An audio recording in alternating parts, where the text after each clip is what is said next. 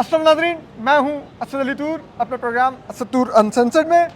आज supreme court of Pakistan में आइनी बेंच के सामने जो 5 रुकनी आइनी बेंच था, उसके सामने एक बहुत ही अहम मुकदमे की समाअत हुई। ये जो इस्लामाबाद हाई कोर्ट में पिछले कुछ अरसे से एक तनाज़ात पे तनाज़ात जन्म ले रहे हैं और सीनियरिटी का प्रिंसिपल मुतासर हो रहा है। बाहर से जजेस इंपोर्ट किए गए हैं, उनको चीफ जस्टिस बनाने की हुकूमत और इस्टेब्लिशमेंट की ख्वाहिश है। इस्लामाबाद हाई कोर्ट के जो पहले से मौजूद जजेस हैं वो उसके बारे में पुश बैक कर रहे हैं और अपनी पोजीशन एजर्ट करने की कोशिश कर रहे हैं। उसका मुकदमा आज सुप्रीम कोर्ट में था। आज जो जस्टिस मोहम्मद अली मज़हर हैं, उनकी सरबराही में आइनी बेंच ने इसकी समाअत की। उनके साथ जस्टिस नईम अख्तर अफ़गान हैं, जस्टिस शाहिद बिलाल हैं, जस्टिस शकील अहमद हैं और जस्टिस सलाउद्दीन पंवर हैं। इस मुकदमे में जो पटिशनर्स हैं, एक तो वो 5 जजेस हैं जिनकी सीनियरिटी मुतासर हुई है, जिसमें जस्टिस मोहसिन अख्तर कियानी हैं इस्लामाबाद हाई कोर्ट के, जस्टिस तारिक महमूद जहांगीरी हैं, जस्टिस बाबर सत्तार हैं, जस्टिस समन रफ़त इम्तियाज़ हैं और जस्टिस अरबाब ताहिर हैं। तो इन जजेस ने ये रिप्रेजेंटेशन फ़ाइल कर रखी है। बड़ा ही अहम मुकदमा था और अहम दिन था आज सुप्रीम कोर्ट में। जो पटिशनर्स हैं उसके अलावा इमरान खान साहब भी हैं जो PTI के चेयरमैन और साबिक़ वज़ीर-ए-आज़म हैं, बानी चेयरमैन आप कह लें। इसी तरह से जो कराची बार एसोसिएशन है, Islamabad high court bar association है, Lahore high court bar association है, ये भी पटिशनर्स हैं। मुनीर मलिक साहब जजेस के रिप्रेजेंट कर रहे हैं, सलाउद्दीन अहमद साहब उनके साथ हैं, ज़ैनब जिंजुआ साहब हैं उनके साथ, उनकी मुआवनत कर रहे हैं। इसी तरह से फैसल सदीकी साहब कराची बार की और इस्लामाबाद हाई कोर्ट बार की नुमाइंदगी कर रहे हैं। आज बड़ा दिलचस्प मंजर था कमरा अदालत में कि जब समाअत शुरू हुई तो मुनीर मलिक साहब, जो कोर्ट रूम नंबर 5 था, छोटा कोर्ट रूम नंबर था, तो मुनीर मलिक साहब और सलाउद्दीन अहमद साहब जब रोस्ट्रम के ऊपर आकर खड़े हुए तो मुझे मंजर याद आ गया कि यही दोनों साबिक चीफ जस्टिस काजी फायसा खिलाफ जब रेफरेंस दायर हुआ था तो इसी तरह आके रोस्ट्रम पर खड़े हुए थे और इन्होंने ही मुकदमे का आगाज़ किया था। तो बहरहाल इस सब पर आज बड़ी बातचीत हुई। हामिद खान साहब भी पटिशनर थे। हामिद खान साहब ने कहा कि हमें याद रखना चाहिए कि इस्लामाबाद हाई कोर्ट के जजेस ने ख़त लिखा था चीफ जस्टिस को, जिसका सो मोटो लिया गया और उसके बाद फिर बदनीति करके ये जजेस लाए गए। मुनीर मलिक साहब ने भी कहा कि हमें आंखें बंद नहीं करनी होंगी, हमें मालूम होना चाहिए कि ये जजेस क्यों लाए गए। और ये जजेस लाए गए जब इन 5 पटिशनर जजेस ने ख़त लिखा था चीफ जस्टिस को कि एजेंसियाँ मुदाखलत कर रही हैं, एग्जीक्यूटिव मुदाखलत कर रहा है अदलिया के फ़र्ज़ में। इस सब पर बात करेंगे। हमारे साथ असरात मलिक मौजूद हैं। असरात भाई, आज जो बार बार जस्टिस मोहम्मद अली मज़हर थे वो एक बात उन्होंने की, उन्होंने कहा कि अगर कोई जज नया हल्फ लेगा तो उसकी तो सीनियरिटी सबसे नीचे चली जाएगी जी। तो वो फिर दूसरी हाई कोर्ट से आने पर रजामंदी क्यों देगा जी। तो इतना ही सादा मामला है।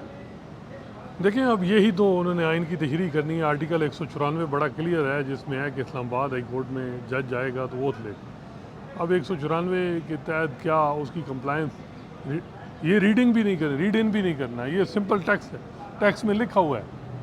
अब यहाँ जो है वो हुकूमत अगर कोई इसकी इंटरप्रिटेशन और करवाए वो अलग बात है, लेकिन ये आर्टिकल 194 के तहत जो है वो ओथ रिक्वायर है।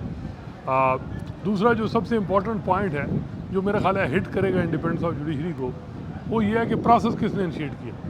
यहाँ जो हैं बता रहे हैं मुनीर मलिक, उनके पास जो अवेलेबल रिकॉर्ड है उसमें है कि प्रोसेस सदर ने रिक्वायर। सदर क्यों सरफराज डोगर साहब को चाह रहे थे? 15 नंबर के जज को 14वें को क्यों नहीं चाह रहे थे, 13वें को क्यों नहीं चाह रहे? बिल्कुल, सरफराज डोगर साहब में क्या इतनी, ठीक है जी, वही जज चाहिए, वही जज चाहिए। ये एक ऐसा मामला है जिसको इंडिपेंडेंस, क्योंकि ये जजों ने नहीं किया। देखें, एक हुकूमत को एडवांटेज है जिससे मैं कहता हूँ कि 26वीं तरमीम को हम एग्जीक्यूटिव को तो बरीज और इस्टेब्लिशमेंट को करते हैं, लेकिन क्या आमिर फारूक साहब ने जो कंसेंट दी क्यों दी? आप ये याद रखें, जुडिशल कमीशन की मीटिंग हो रही है 10 को सुप्रीम कोर्ट के लिए, उन्हें हुकूमत के वोट चाहिए एलिवेशन के लिए। बिल्कुल। इसी तरह लाहौर हाई कोर्ट की चीफ जस्टिस हैं, उनकी में भी ख्वाहिश हो कि वहाँ लाहौर हाई कोर्ट में रहना है। आपको मैं आसाद भाई की बात को ज़रा एक्सप्लेन कर दूँ असाद भी कह रहे हैं कि चीफ जस्टिस आमिर फारूक जो उस वक्त चीफ जस्टिस है इस्लामाबाद हाई कोर्ट के, उन्होंने कंसेंट दी कि आप बाहर से जजेस ले आए मेरी अदालत में। लाहौर हाई कोर्ट की चीफ जस्टिस ने भी कंसेंट दी कि आप मेरा 15वें नंबर का जज उठा के ले जाएं।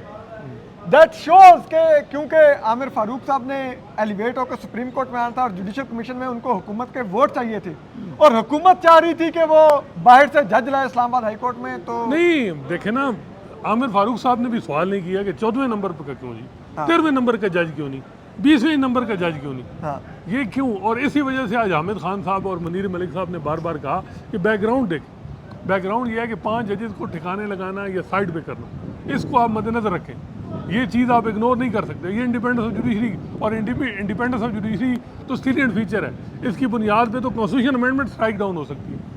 और सीनियरिटी, वो फैसल सिद्दीकी साहब बात करते कि this is very secret to जजेस, क्योंकि वो सीनियरिटी की बुनियाद पे ही उन्होंने अपना। नहीं, बात वही है ना कि अब जो मोहम्मद आसिफ हैं, आसिफ रेकी जो बलूचिस्तान से है, बलूचिस्तान हाई कोर्ट की, वो 10 दिन पहले उनको जज लगाया जाता है। एडवोकेट जनरल बलूचिस्तान थे, वहां से उनको जज एडिशनल लगाया गया, फिर 10 उधर दिन से पहले। इधर आए ले आए। ठीक है, ये वहां पे करवाया और ले यहाँ ये पर तो ऐसे ही है जिस तरह कोई फ्लाइट जो है वो बंदा पकड़ के किसी और साइड से तो फिर पहुंच जाए, पहले पहुंच जाए। हाँ, प्रॉब्लम ये है कि डायरेक्ट फ्लाइट लेट होती है ना, हाँ। तो अमूमन लोग जो है वो वाया दुबई पहले पहुंच जाते हैं कि जी भाई यार वो तो जा रही है ना दुबई, और दुबई से पकड़ लेंगे। यहाँ भी यही हो रहा है कि इनडायरेक्ट फ्लाइट पकड़ी जा रही है, क्योंकि मेन ठिकाना इस्लामाबाद हाई कोर्ट सबको पता है कि स्ट्रेटेजिकली बहुत इंपॉर्टेंट है हुकूमत। और याही अफरीदी साहब ने भी कंसेंट दी और कहा था कि रिजॉयस इट, आप भी पत्नी उस मीटिंग में थे जी, जी। कि नहीं, उन्होंने कहा जी नहीं आप उसमें नहीं थे मेरे ख्याल है, लेकिन आपने वो सुनी होगी आवाज़, उन्होंने कहा रिजॉयस इट, हाँ, कि ये जो जज ट्रांसफ़र होके आए हैं इस पर खुशियाँ खुशियां मनाएं। मनाएं कि मैं बाहर से जजेस ले आया हूँ। लेकिन इतनी साथ languages उन्होंने एक वाले। बात की कि सीनियरिटी पे मेरी भी रिजर्वेशन। या अफरीदी साहब जैसा चीफ जस्टिस जो किसी मामले में भी हुकूमत को जो वो नहीं कहता, लेकिन वो कहता है जी इस मामले में मेरा भी इख्तलाफ है कि एक जज आपको यहाँ से इम्पोर्ट करके ला रहे हैं और सीनियर जजेस के ऊपर बिठा के उनकी इंडिपेंडेंस को कर्टेल कर रहे हैं, इस पर मेरी भी रिजर्वेशन। या अफरीदी साहब ने भी, ये जमाल मंदोखेल साहब की भी रिजर्वेशन है, तो अमीनुद्दीन खान साहब की नहीं होगी, वो तो ऑफ कोर्स उनकी तो बात उनकी नहीं हो कल सकती। अली बाकर नजवी साहब के मामले में देखें कि किसी जज ने उनको वोट नहीं दिए, 4 जजों ने वोट नहीं दिए। अमीनुद्दीन खान साहब ने अपनी रवायत कायम रखी और हुकूमत के साथ गए जाके वोट और 9 वोट, पीटीआई ने भी खैर दिए 2 वोट, हाँ। लेकिन जज जो हैं वो अली बाकर नजवी को नहीं, इवन जमाल मंदोखेल नहीं चाह रहे थे, इवन वो या अफरीदी नहीं चाह रहे थे, लेकिन फिर भी हुकूमत ने कहा कि हम ले आए हैं। एक दिन आपको उस मीटिंग में तो आप थे जब या अफरीदी साहब से पूछा कि जी आपके असर रसूख बड़ा बढ़ गया है इस्टेब्लिशमेंट का, ये वो कहते हैं अगर बड़ा होता तो लाहौर से हम वो जज जो चाह रहे थे तो वो ले आते, तो वो अगले ले आए। हाँ, आप सिर्फ आपने डिसेंट कर दिया। और उस दिन ब्लेम कर रहे थे जस्टिस मंसूर अली शाह और जस्टिस मुनीब अख्तर को कि वो उठ के चले गए तो मैं अच्छा जज नहीं ला सका। अब वो इनके साथ बैठे भी हुए थे तो ये रोक सके देखें एस्टेब्लिशमेंट की मूव। वो ये अमीनुद्दीन खान साहब को रोक लें किसी दिन, उस दिन किसी मामले में अमीनुद्दीन खान साहब को या तो ये रोकते नहीं हैं या उनकी वो बात नहीं सुनते। बात ये है कि ये भी इतलात है कि पीटीआई इस दफ़ा उनकी इंटरेस्ट था कि हम हुकूमत नहीं, मंसूर अली शाह नहीं, हम या अफरीदी साहब का व्यू देखेंगे, उसके साथ चलेंगे। क्या वजह है? मेरी इतला है कि पीटीआई के जो मेंबर थे उन्होंने चीफ जस्टिस साहब से रब्ता किया, फिर क्यों चीफ जस्टिस साहब ने उनको मना क्यों नहीं किया क्या वोट करें? यही वो अपनी ओपिनियन एक्सप्रेस करते कि जी हाँ। खैर वो देखें, वो कहते हैं जी इस मामले में वो कहते हैं जी मैं तो ट्रांसपेरेंट हूँ, मैं तो किसी पे इन्फ्लुएंस नहीं करता, ये नहीं।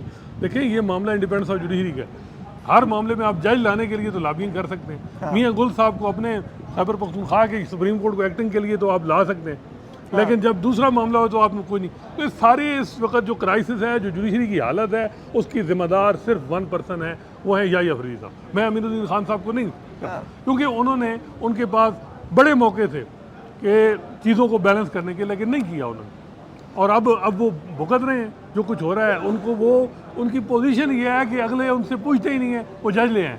हाँ, और फिर जब आप की राय कोई एहतराम नहीं है, वो हेड है ना, उनके बगैर एक जज आ गया तो आप पे मिसट्रस्ट है, या आपकी पोजीशन नहीं है तो आप पे हुकूमत भी एतमाद नहीं करती, तो आप ओहदे पे रहना चाहिए या नहीं, ये भी और देखो। बात यह है ना यार, अब कह रहे हैं कि मेरी राय उसमें मुख्तलिफ है, माजरत के साथ इन्होंने कंसेंट क्यों दी थी उनको लाने के लिए?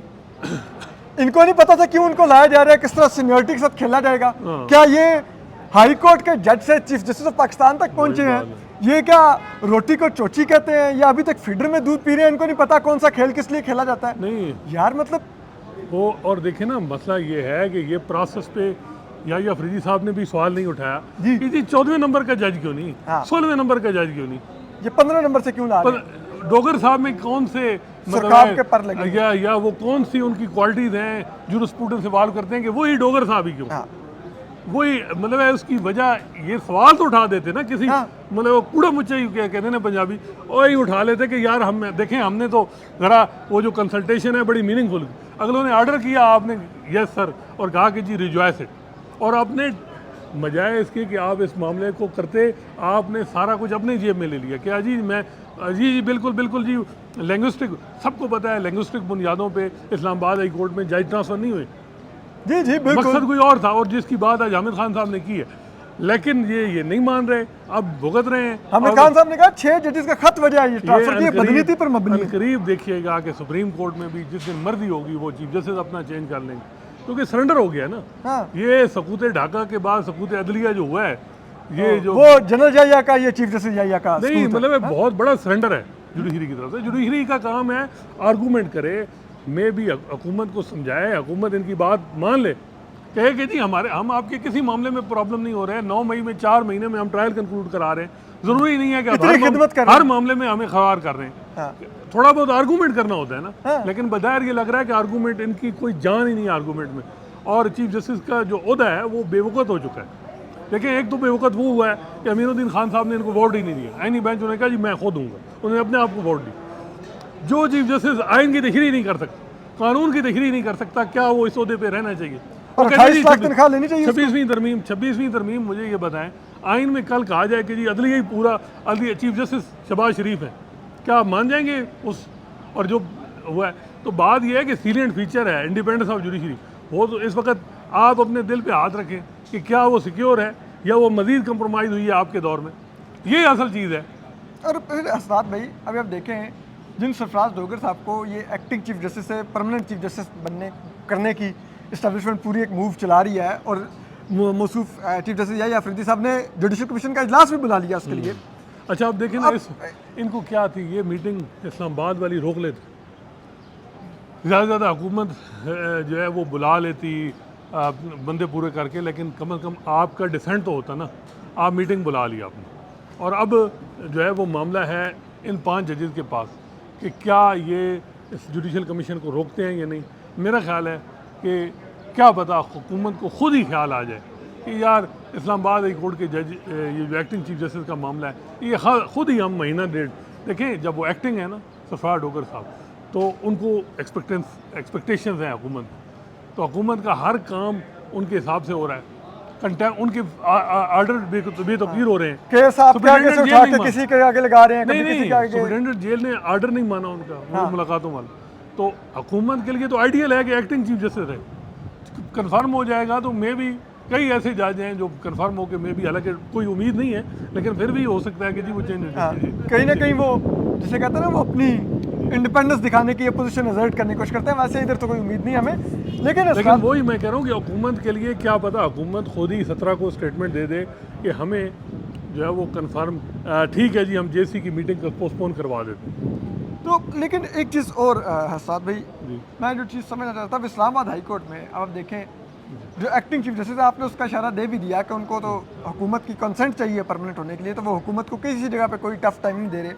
अब देखिए नहीं उन्होंने क्या, आमिर फारूक साहब ने कंसेंट की क्यों दी, और उसके बाद उन्होंने 1 हफ्ते में जो किया, एक तो बात यह है उन पर सीरियस चार्जेस हैं, सुप्रीम जुडिशल काउंसिल में उनके खिलाफ कंप्लेंट पेंडिंग है, वो क्यों नहीं टेकअप होती कि एक जज जो है वो चीख रहे थे कि जी हम पे इंटरफेरेंस है, मामला है, मेरा वालिद उधर से उठा के ये वो सारी बात ताहिर का, हाँ वो अलग बात है। अब इस वक्त जो उनकी पोजीशन या जो मोहसिन, तो आपने कहा जी मैं रेलेवेंट लोगों से बात करूँ, ये है कि, और फिर 1 साल उन्होंने कहा जी फुल कोर्ट मीटिंग बुलाएं, ये वो चार्जेस हैं, इस पर आमिर फारूक साहब से कोई पूछगछ क्यों नहीं की गई?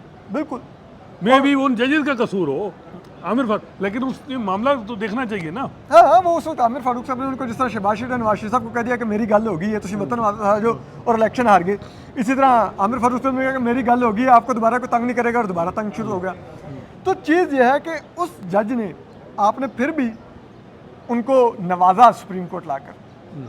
अब आप लाहौर, उसमें आपको पता है उसमें वोट जो है वो जमाल मंदखेज साहब ने नहीं दिया, आमिर फारूक साहब अख्तर हुसैन ने नहीं दिया, या अफरीदी साहब ने दिया।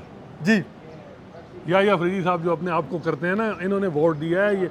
ये सिर्फ हमें जो है वो कि जी मैं ये इनकी सुने इतला ये है कि जी 3 चीज़ों पे जी कि मैं अगर पेंडेंसी ख़त्म कर दूँ, 50 जज आप ला रहे हैं, 30 लग गए हैं, एक जज जो है वो 50 लाख में पढ़ रहा है, पब्लिक मेरी और आपकी जेब में पैसे निकल रहे हैं। पेंडेंसी अगर 5,000 कम हो गई, ये लेगेसी नहीं। दूसरा है कि जी मैं मिसिंग पर्सन पे जी इंस्टीट्यूशनल रिस्पांस पे एक करूँगा, वो आप नहीं कर सकते, वो आपकी पोजीशन ही नहीं। इस अदलिया के साथ रिस्पॉन्स करेंगे। अब तो एफआईआर ही नहीं कटती मिसिंग पर्सन की। तीसरा है कि इस्लामाबाद हाई कोर्ट में इनका व्यू ये है कि जी मियां गुल हसन साहब अगर बन जाएं, ठीक है बन जाएं, लेकिन मेरा ख्याल है अब इस वक्त एग्जीक्यूटिव अगर चाहेगी तो मियां गुल हसन साहब बनेंगे, आपके कहने पे कोई नहीं बनाएगा। अब एग्जीक्यूटिव को मिन्नत करें शहबाज शरीफ साहब से या जिससे भी रेलेवेंट क्वार्टर से कि मेहरबानी करें आप इंडिपेंडेंस ऑफ जुडिशरी थोड़ी सी रहने दें, वो रह सकते हैं। फिर सर्विंग दें। मैं समझता हूँ कि ये जो 5 जज हैं ये कहीं और बात करें। यहाँ जुडिशरी जो है ये देखें ना, इनको चाहिए था, इनके पास जो हाथ में कार्ड थे वो नहीं इस्तेमाल किए, तो अब ये क्या करें।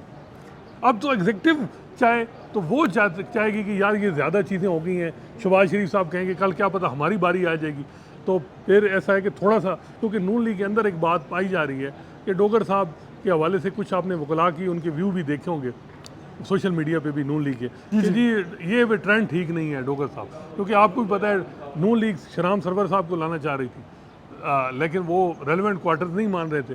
तो अब ये है कि नून लीग को अभी भी थोड़ा सा है, तो इस वजह से मेरा ख्याल है 17 तारीख अगर कुछ स्टेटमेंट क्या पता खुद हुकूमत दे दे तो वलीदा बात है, वो भी तब देगी जब अगर उधर से कोई मामला होगा। देखें वो भी तब देगी जब उनको एस्टेब्लिशमेंट से इजाज़त मिलेगी।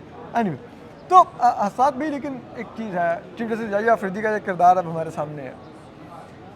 इस्लामाबाद हाई कोर्ट में जब इस्टेब्लिशमेंट को चाहिए ही, अब चीफ जस्टिस सरफराज डोगर उनको उनके बारे में यह है कि यही हमारे एतमाद के और यही इंडिपेंडेंट जज हैं, बाकी जजेस को वो मानते ही नहीं, उनके ऑर्डर्स भी नहीं मानते, उनके सामने से मुकदमे हटवा देते हैं। तो अब बताइए कैसे रास्ता रुकेगा? ये तो आईनी बेंच भी उसी पैदावार है। ये अभी 2 साल लग सकता है, 2 साल।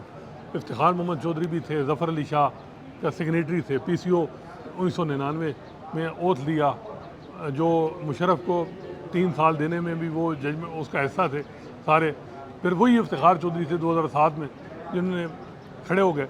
तो यहाँ जजेस पोजीशन चेंज करते रहते हैं। असल मामला यह है कि जो सियासी जमातें हैं उन्होंने बिल्कुल उनकी पोजीशन नहीं है। सियासी जमातें अगर कोई पोजीशन लेंगी, बाहर लेगी, फिर जज खड़े होंगे।